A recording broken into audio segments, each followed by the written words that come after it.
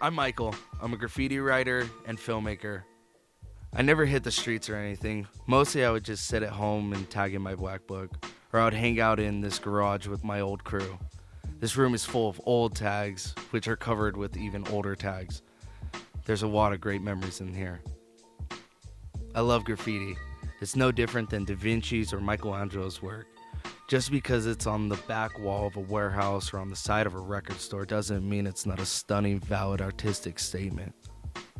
Good graffiti pops. It jumps off the wall and energizes you. It's one person or a crew of people using images and words to send a message to the rest of the city. This message can be as simple as an introduction, but it's often more than that. A complaint, a concern, an outcry.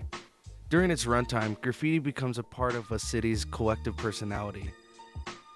Attending film school meant I had to choose between two passions, but I never quit writing in my book. I never forgot how much I love coming up with new styles, and how great it feels to see a sweet new piece on a wall in my hometown, Salt Lake City, Utah. This is my tribute to graffiti.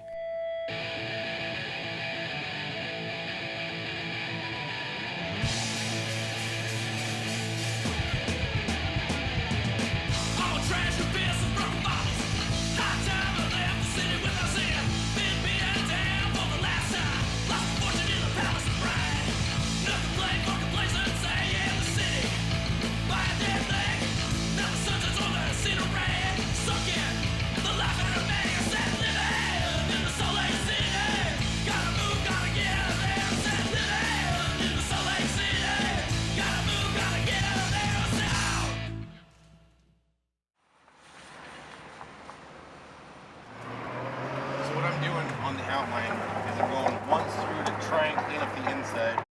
Can I take a picture? Yeah, go ahead. Burning down the house.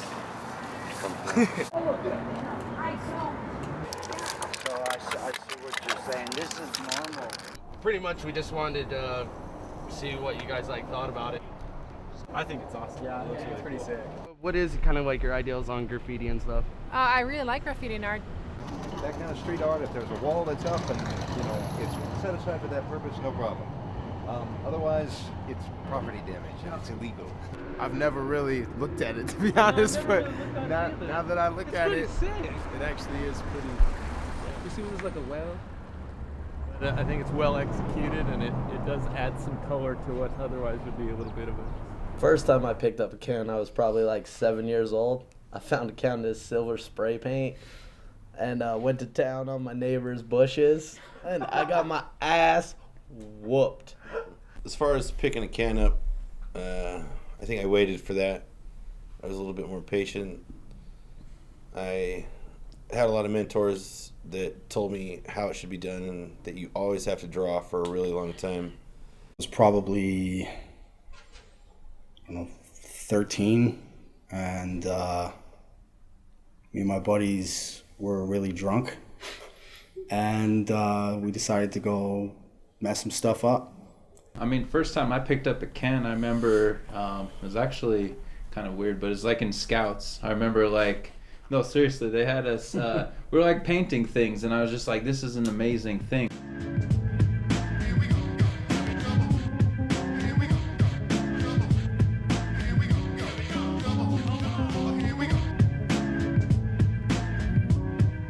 Graffiti is an Italian word. It means little writing. The graph part is the part that has to do with writing.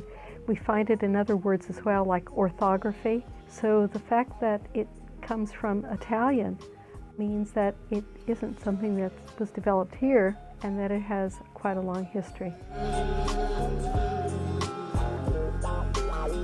Some of the evidence for ancient languages of Europe came from writings on walls.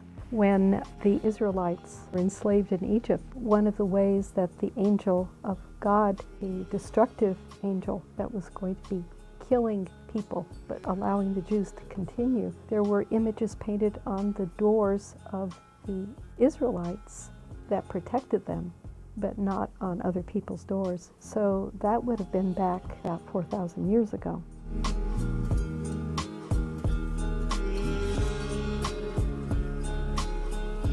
All the way back to Roman times, this was the case. One of the most beautiful public displays of art comes from the ruins of Italica outside of Seville, Spain. It was a Roman spa where very wealthy Romans back in ancient times would go for vacations, and every one of the rooms had a mural on the floor. They were made of small tiles, but it was essentially a mural. It wasn't paint.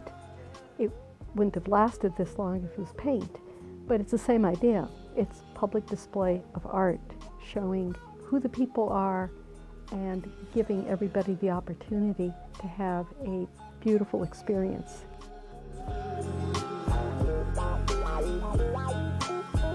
It was very common in the past for a building to have a mural as part of its architecture. Everybody is probably aware of the Sistine Chapel. What is that but murals on the ceiling?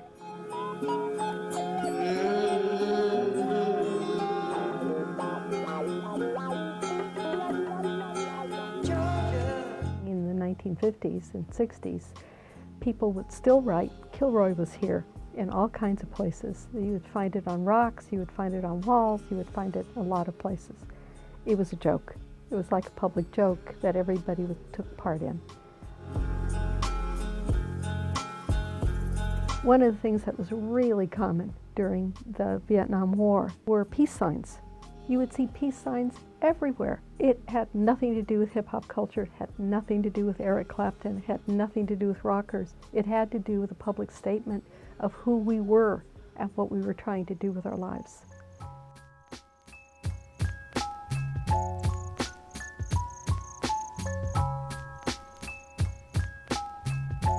Graffiti's always been there. A lot of times what we do is take these cultural symbols and reanalyze them and then associate them with new things. It's been associated more recently with hip-hop culture, but it's been there for a long time. The kind of graffiti that's associated with hip-hop culture may be visually different than other kinds of graffiti, but they're all about the same sort of thing. They're about telling people that aren't there when you're doing it that you were there. A toy? Yeah, a toy is skill level. It really, and mentality. I mean, you could be a beast and still be a toy because you're just a punk, you know? Like, you only follow the rules when they apply to everyone else, or, you know what I mean? It's all, there's a whole bunch of things that go into it, actually. It's like a rite of passage. You're a toy until you've earned it. There's X amount of work that needs to be put in, X amount of growth that needs to be put in, and then a whole mentality graduation in a whole. My first tags were definitely not good at all. Growing up around graffiti, especially as a young kid, I made the hugest mistake of writing a billion different little toy names, like from Quick to like Jet and Faster and like just a bunch of stupid shit. I think it was like some old Japanese calligraphy styled letters that just looked like crap. I was writing a name that was of like a pretty big name writer in the city, and my buddies had to educate me later on and everything. Like I murdered the 8th grade school bathroom. I remember I was like, I don't know, probably like 16 or 15 or something. I don't know if you know those like black, you know, those hairspray things, you could change your hair color and stuff as I went. We had one of those and we were putting like pentagrams and 666 up around like wherever we could find with their like hairspray stuff. So I mean, I don't know, it wasn't until quite a few years later that I actually picked one up for a little bit better purpose, I guess. Pretty much. Like with the birds and like there's a handful of canvases I've done with those, like skulls and teeth and such, but with those I kind of use them as like a representation of all the loved ones around me that have kind of passed. It's like a way of dealing with that a little bit, and I've really always been into art that like creeps you out, kind of gives you the chills and, you know, makes you think twice. I don't know, kind of a creep, metalhead, punk rock kid, so I like that eerie, you know, the eerie, creepy stuff. Once upon a time, each one of us risked our life for this shit. But we grew from that and decided to help build our community off of what we do and what we have to offer in a positive stance.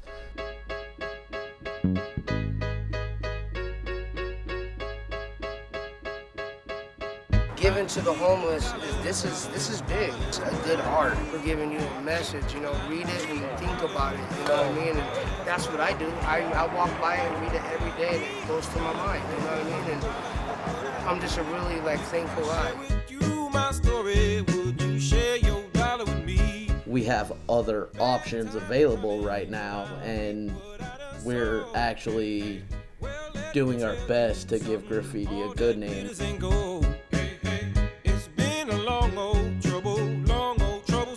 I'm seeing a lot of like hatred, a lot of bad things around here, and they need something like this to enlighten their feelings about the road home instead of that's what I need. Well, I don't know if I'm walking on solid ground. I've been through a lot, you know what I mean? I went from working here in '99 to living here, you know what I mean? And when I lived here, I learned from my experience of working here. And then when I lived here, I moved into these apartments for 5 years, and then I went downhill, you know, got cancer, and then lost everything. Now we're back here, but I learned from my mistakes, and there's only one way up.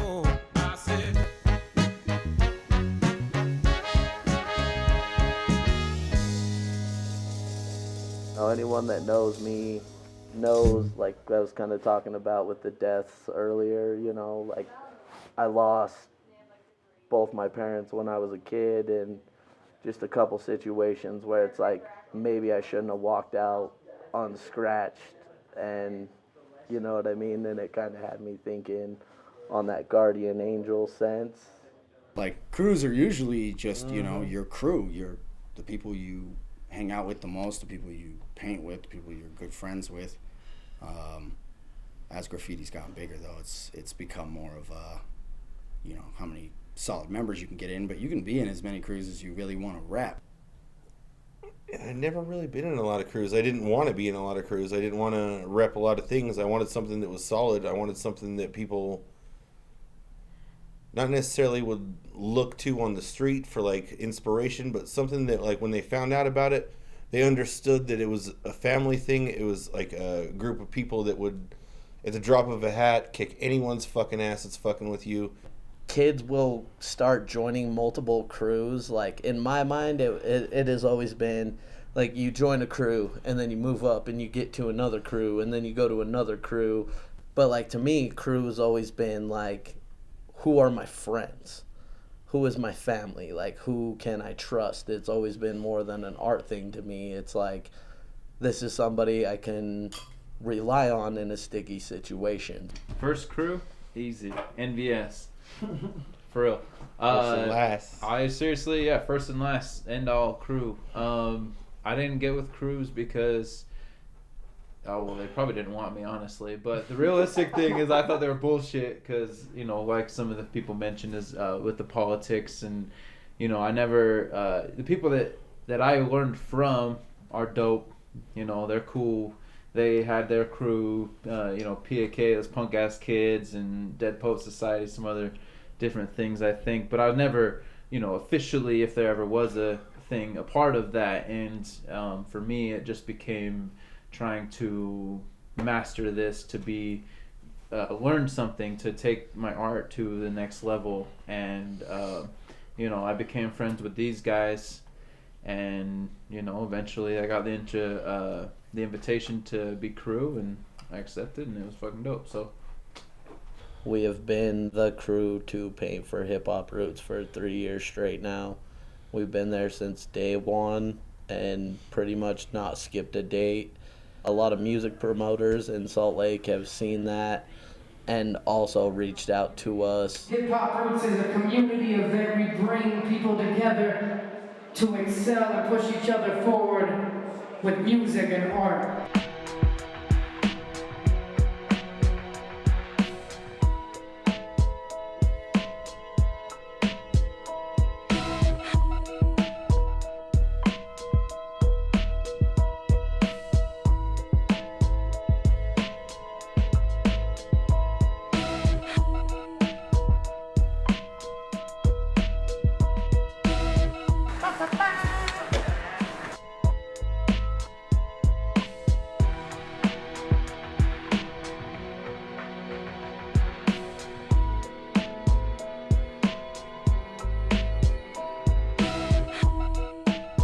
lot of graph kids that are like, fuck legal writers. And, you know, a lot of legal writers are like, I'm sorry, I just found a way around the system to do it and not get in trouble because I've got a grown-up life and a family to take care of. I can't risk going to jail for this shit anymore. What is graffiti to me? I just like the challenge. I mean, it's really, as far as the medium itself, just spray paint, I really like the challenge of taking something that just sprays out all big and painting intricately with it, you know, that type of thing.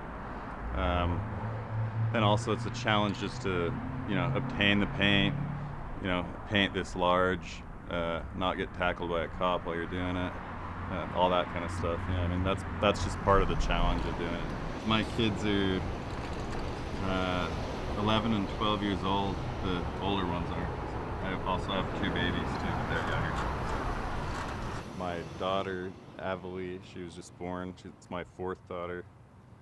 And so yeah, we took about 5 days off because of that and the weather. We've come in on that as it's like, we want to do this, but there's a, you know, we can do it right, or we can do it risking going to jail, so.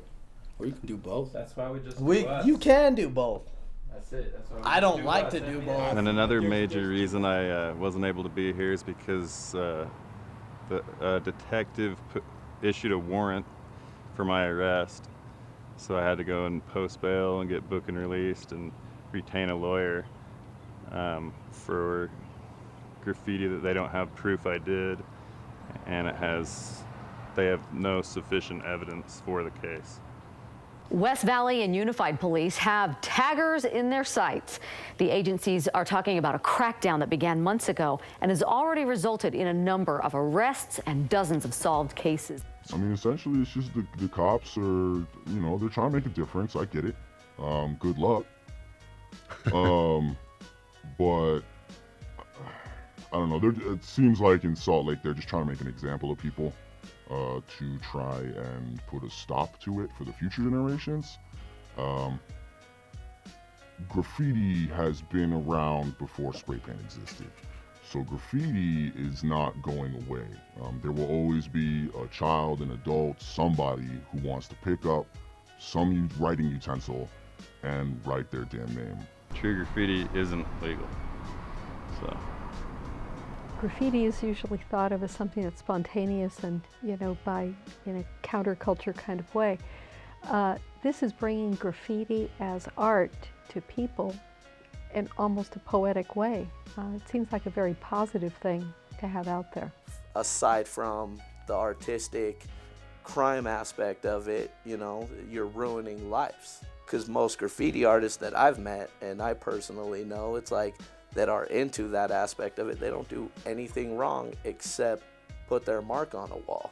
The reason why I hit up Animal Forever up top on this is because he's a writer that I originally painted this wall with 5 years ago, and he recently passed away. There's a lot of dedications in the city to him because he was a big influence on graffiti in Salt Lake City, as well as other cities too. So. There's a disconnect, I think, when people call themselves a graffiti artist and never put themselves in harm's way. I think that's kind of a misnomer, and they're claiming something because they are behind a spray can that somehow they are part of this graffiti culture, but I think it's poor definition, or somebody trying to ride coattails of other people who are doing illegal stuff simply because they use the same medium. Mm-hmm. And that's not the case. There's a difference for sure. Yeah, if I did graffiti and nothing but acrylic paints on canvases, you would still call me a graffiti artist, right? But like, it's not the same as, I mean, if you're using, I think that's the big disconnect, is you have people who are painting murals who call themselves graffiti writers. I mean, I guess nowadays you can be a graffiti artist and not do stuff illegally, but even then it's still questionable. But the big issue is just that, yeah, there's a lot of people who don't do graffiti who, whether they claim it or whether someone else claims it for them, it's being put out there as being the same, and it's not. The label gets thrown around a lot because I think a lot of people don't really understand the difference. Mm-hmm. They just see somebody with a spray can, and so they just assume there's all that. I mean, it's a mess of terms. It's a mess of terminology. You've got street artists, you've got graffiti artists, you've got graffiti writers, you've got taggers and bombers and everything else. I mean, there's so many compartmentalizations of this, but I think the big separator is it something that is illegal? I think really that's where the difference comes in, is you're putting something where it shouldn't be, and that's half of the statement. The longer run on a piece you get, the better. I mean, it's kind of one of those things, you remember those ones that have been running forever, but it's also, the art form is ephemeral at its core, is that things are only going to be for a little while. The way it survives is through photo and documentation. It's not a permanent art form, and that's kind of something that adds to the fact that it's constantly evolving. Every time you go out, you try to paint something better or a step beyond what you did before, and if you're getting covered up a lot, the game is a number game. Or just keeping pieces available, or pieces that aren't illegal. The more you have up, they're going to be there for a while, they're probably going to get covered up. Graffiti exists in places that usually get tore down or rehashed over time, so the fact that it gets buffed or painted over keeps it fresh. I'm happy to see graffiti more accepted, but at the same time, I'm kind of let down that it's gotten to where it is now. I don't know, it's hard because, you know, graffiti itself is the stuff that most people don't like. The tags, the vandalism. That is graffiti. There's still going to be a need for it. What really it is it's fulfilling a need that people have, whether it's illegal or not. I would definitely say that, like, you shouldn't legalize it, but you should set up certain areas where it's okay. There's two types of graffiti artists. There's graffiti artists that need it and will do whatever it takes, and there's graffiti artists that will take what comes to them. And as far as it being legal, there's only a certain type of people that will do what is legal. There's a certain type of people that will do what will destroy everything. I don't know if anyone's ever been to Canada, but they legalized graffiti, right? Decriminalized it and gave alleys and paid everyone to do murals. Well, there's no room for the street kids anymore, right? So how are they gonna feel? So they just mashed out right over your murals. There's street stuff in Toronto right now, right over murals, stuff that people put their heart and soul into, which, you know, a part of me enjoys, and as a mural artist, a part of me hates. I'm like, man, I would go nuts if that happened to me, but at the same time, you can't even be mad. It's part of the culture, right?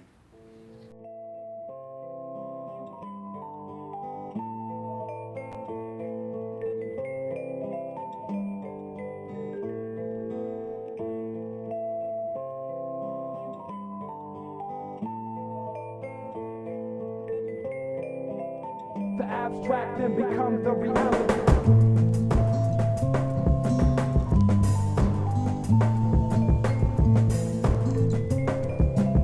The abstract then becomes the reality.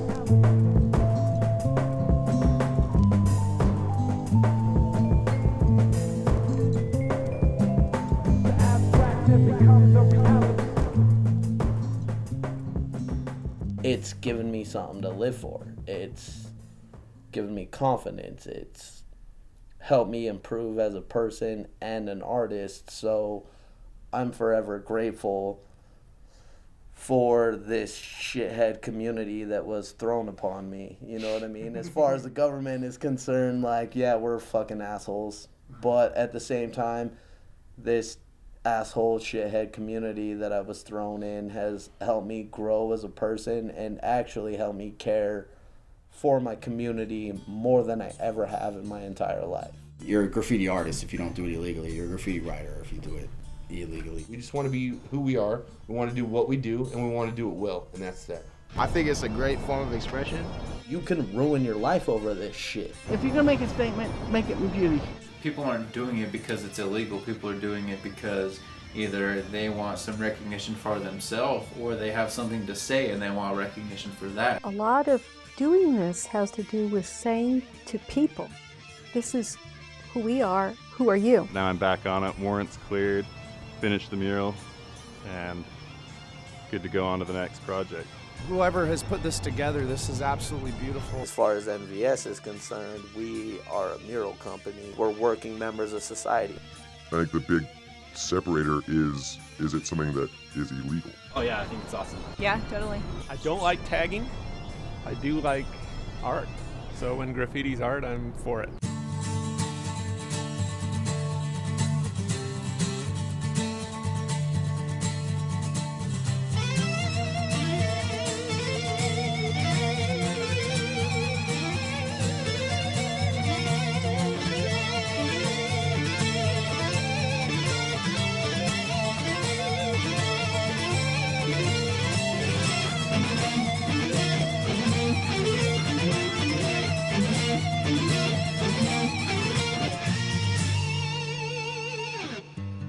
Telling people who you are, what you're thinking, and you don't have to be there to do it. That's the power of writing. I mean, everyone loves art. I've been doing it for so long, I don't know anything else. It's something that when I started, I knew was going to be a part of me forever. It's taking what we already do and expanding upon that. It's like comfort and growth at the same time.